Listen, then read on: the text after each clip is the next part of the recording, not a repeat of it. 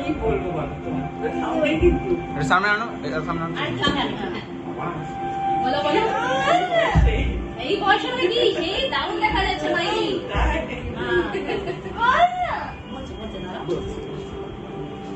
কি বলবো বুঝতে পারছি না।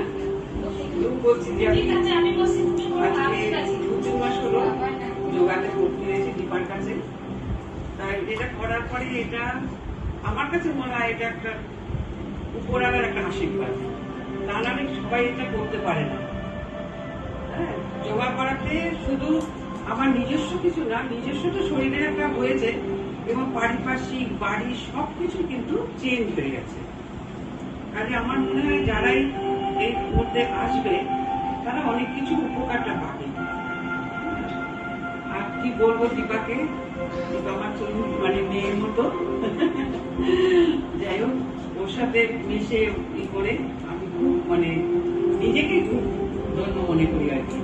ও শুধু টিচার না, ও আমার অনেক কিছু বন্ধু বলো, ওই যে বলছি বন্ধু বলো, সাথী বলো, অনেক কিছু ওর সাথে শেয়ার করা যায়, কথা বলা যায় এবং ওর সাথে খুব মানে ভালো একটা ইয়ে পেয়েছিলাম, সময় পেয়েছি।